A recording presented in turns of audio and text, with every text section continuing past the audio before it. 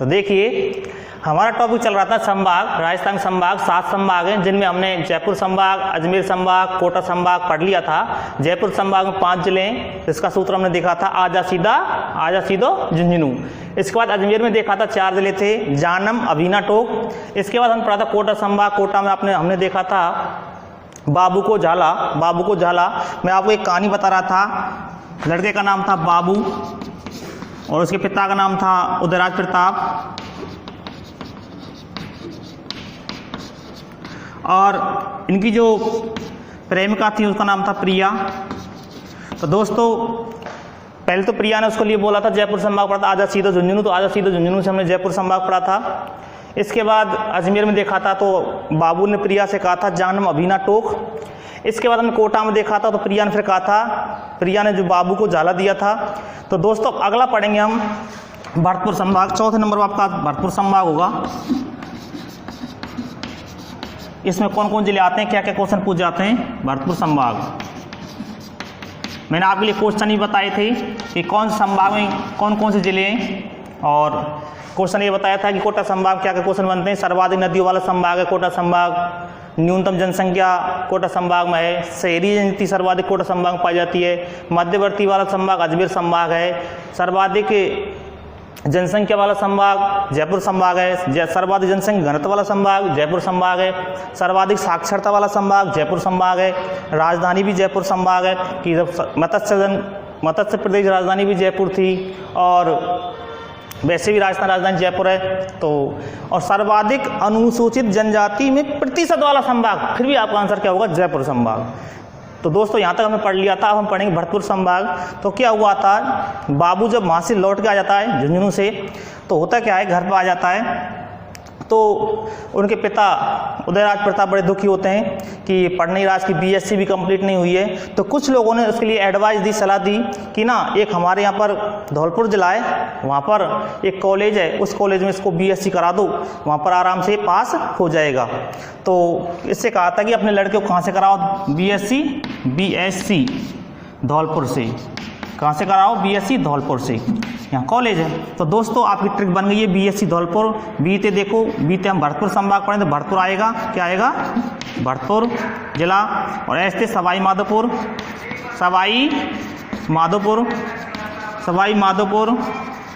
क्या आएगा, सवाई माधोपुर, सीते, चूरू, और धौलपुर को मतलब सॉरी माफ़ कीजिएगा, सीते करौली। भाई कभी सी का उच्चारण क्या होता है तो सीते करौली,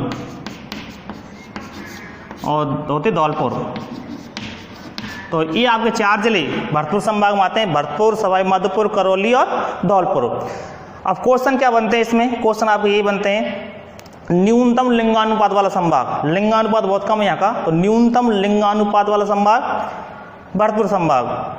और इसके बाद हम बात करें न्यूनतम क्षेत्रफल वाला संभाग, क्षेत्रफल भी इसका बहुत कम है।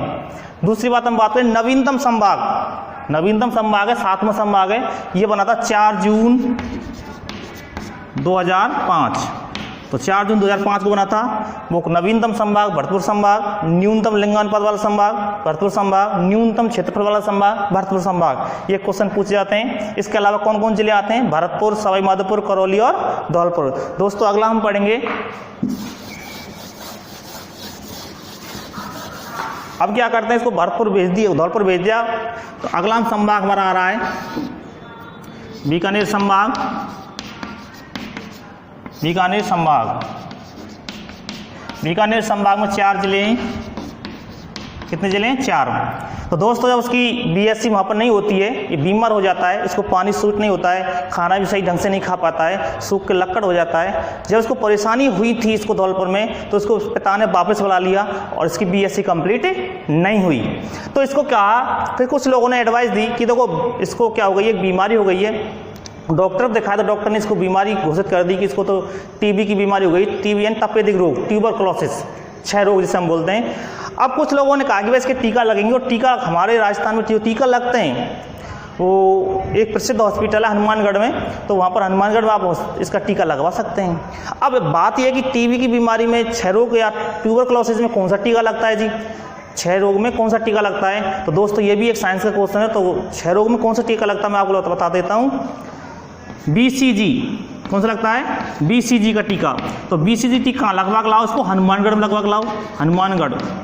तो BCG का टीका कहाँ लगवाना है? हनुमानगढ़ में। आपका बीकानेर संभाग क्लियर हो जाएगा। BCG का टीका हनुमानगढ़। BCG का टीका कहाँ लगता है? टीबी के रोग में, तपेदिक रोग में, अच्छे रोग में लगता है BCG का टीका। तो कहाँ लगवाना? हनुमानगढ़ में। कहाँ लगवाना? हनुमानगढ़ में। तो देखिए दोस्तों, बी का मतलब भरतपुर तो कर नहीं सकते, बी का बीकानेर पढ़ते हो, बीकानेर करना है, बीकानेर। फिर सी का मतलब करना है आपको चूरू, ऐसे लिख देते हैं चूरू। जीते गंगानगर और हनुमानगढ़ मतलब हनुमानगढ़। तो दोस्तों बीकानेर, चूरू, गंगानगर, हनुमानगढ़ ये आपके जिले आते हैं। तो प्रश्न क्या बनता है साहब? सर्वाधिक नहरों वाला संभाग। जी खूब नहरें यहाँ पर। गंगानगर में तो 12 महीने नहरें बहती हैं, जब तक लोग यहाँ के लोग 30 से नहीं मरते कि 12 महीने नहरें बहती हैं। जो मैंने आपको छाछ देशांतर बताया तो उस समय आपको बताया होगा। तो सर्वाधिक नहरों वाला संभाग। लेकिन न्यूनतम नदियों वाला संभाग, न्यूनतम नदियाँ नहीं है। सर्वाधिक नदी वाला संभाग कौन सा? कोटा संभाग। सर्वाधिक नदी वाला संभाग कोटा संभाग। न्यूनतम नदी वाला संभाग बीकानेर संभाग। इसमें 2 जिले तो ऐसे हैं, बीकानेर चूरू, जो नदी विहीन है। नदी विहीन जिले कौन कौन से? बीकानेर चूरू, कोई नदियाँ ही नहीं है। नदी नहीं दोस्तों, इनमें है लेकिन बहुत कम है। तो न्यूनतम नदी वाला संभाग कौन सा होगा? बीकानेर संभाग होगा। ये इसमें क्वेश्चन बनते हैं दोस्तों। अब हम BCG का टीका लगवाने के लिए जाते हैं। अब अगला संभाग हम बात करते हैं।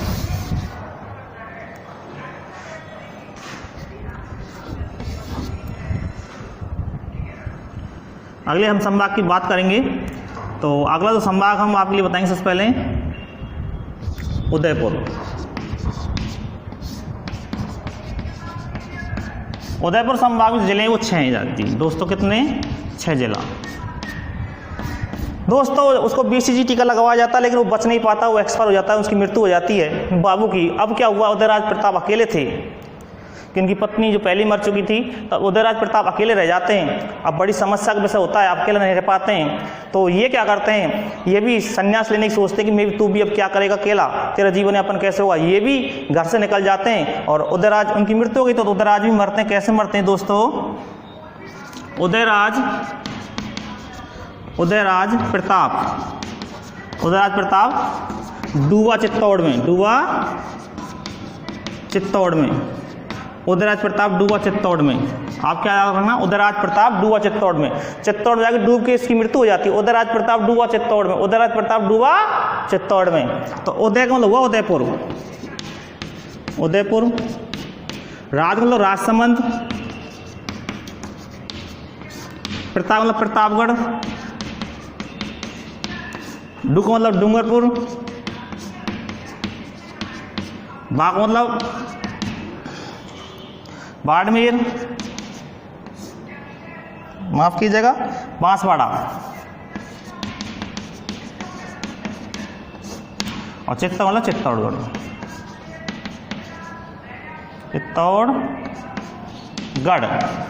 चित्तौड़गढ़। तो उदयपुर, राजसमंद, प्रतापगढ़, डूंगरपुर, बांसवाड़ा, चित्तौड़गढ़ 6 जिले आपके हो गए। अब क्वेश्चन क्या बनता है दोस्तों? सर्वाधिक लिंगानुपात वाला संभाग। सर्वाधिक लिंगानुपात इसी में, जबकि न्यूनतम लिंगानुपात कहाँ था? भरतपुर संभाग में। सर्वाधिक लिंगानुपात कहाँ पर? उदयपुर संभाग में। देखो दोस्तों, लिंगानुपात में एक राजसमंद और एक डूंगरपुर, काफ़ी लिंगानुपात रहा है यहाँ पर। अगर 2001 की जनगणना की बात करूँ, मैं 2001 में जनगणना की बात करूँ तो 1000 पुरुषों के पीछे 1038 महिलाएं थीं। कहाँ पर? डूंगरपुर में। और राजसमंद की बात करूँ 2001 के अनुसार साहब दोस्तों, तो यहाँ पर 1000 पुरुषों के पीछे जो महिलाओं की संख्या थी वो 1000 थी, फिक्स बराबर थी। लेकिन 2011 के आंकड़े की बात करूँ, मैं 2011 की बात करूँ तो 2011 में 1000 पुरुषों के पीछे महिलाओं की संख्या जो डूंगरपुर में वो 994 के समथिंग है। और यहाँ पर बात करें तो 988 या 990 के समथिंग है राजसमंद में। तो दोस्तों, सर्वाधिक लिंगानुपात वाला संभाग है वो आपको कौन सा है? उदयपुर संभाग। सर्वाधिक वनस्पति या वन संपदा की बात करूं तो सर्वाधिक वनस्पति वाला संभाग भी कौन सा है? उदयपुर संभाग। आदिवासियों की बात करूं तो आदिवासी वाला संभाग भी उदयपुर संभाग ही होता है दोस्तों। अब सर्वाधिक जिलों वाला संभाग भी हम उदयपुर संभाग कहेंगे, और जोधपुर संभाग कहेंगे। जोधपुर में भी 6 जिले हैं और उदयपुर में भी 6 जिले हैं दोस्तों। अब ये कहानी हमारी यहाँ खत्म हो जाती है, उदयराज प्रताप की मृत्यु हो जाती है। अब आपका एक संभाग बचा, उस संभाग के बारे में हम बात करते हैं दोस्तों। देखिए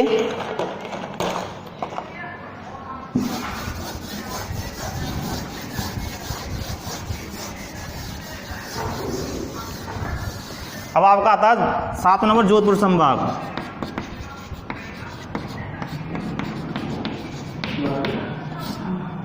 जोधपुर संभाग, और जोधपुर संभाग में भी 6 जिले हैं। कितने जिले हैं? 6 जिले। अब जोधपुर संभाग के 6 जिलों को आपको कैसे याद रखना है? देखिए हमारे राजस्थान में सरकार किसकी है? कांग्रेस की। इससे पहले भाजपा की थी, लेकिन उत्तर प्रदेश में पहले बसपा की सरकार थी, फिर सपा की हुई थी, फिर अब भाजपा सरकार चल रही है उत्तर प्रदेश में।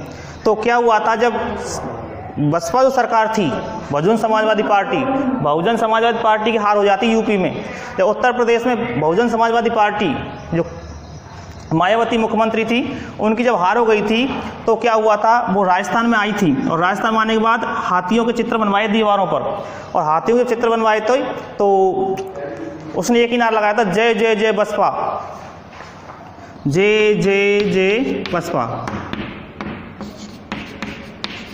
ताकि बसपा जीत सके। फिर भी बसपा की जीत नहीं हुई और कांग्रेस सरकार जीती। तो जय जय जय बसपा आपको ध्यान रखना है, जय जय जय बसपा। जय का मतलब देखो, जय का मतलब जोधपुरी कर दो एक तो, और ये का मतलब क्या कर दो, जालौर कर दो। एक जगह मतलब जैसलमेर, और बै का मतलब बाड़मेर, सै का मतलब सिरोही, और पा का मतलब पाली। कितने जिले हो गए आपके? 6 जिले हो गए, जोधपुर, जालौर, जैसलमेर, बाड़मेर, सिरोही और पाली। आपको ध्यान रखना है जोधपुर संभाग में जय जय जय बसपा। तो क्वेश्चन क्या बनते हैं? क्वेश्चन आपका बनेगा कि सर्वाधिक क्षेत्रफल वाला संभाग, क्षेत्रफल सर्वाधिक इसी का है, सर्वाधिक क्षेत्रफल वाला संभाग कौन सा होगा? जोधपुर। और सर्वाधिक जिले भी किसमें? इसमें और इसमें भी हैं, दोनों में 6 जिले हैं, उदयपुर संभाग में और जोधपुर संभाग में। ऑप्शन में एक आएगा, और अगर दोनों ऑप्शन में आते हैं तो आपका आंसर जोधपुर कर देना। यदि प्रश्न में कोई घुमाव आता है कि सर्वाधिक वनस्पति और जिलों में संभागों को आपको उदयपुर करना है, लेकिन अगर पहली बात तो एक ही ऑप्शन देगा वो, फिर भी अगर दोनों देते हैं तो आप जोधपुर आप आंसर कर सकते हैं। क्षेत्रफल दृष्टि से वो परीक्षा में पूछेगा। तो इस प्रकार से आप इन संभागों को याद रख सकते हैं, संभागों इस प्रकार से पढ़ें।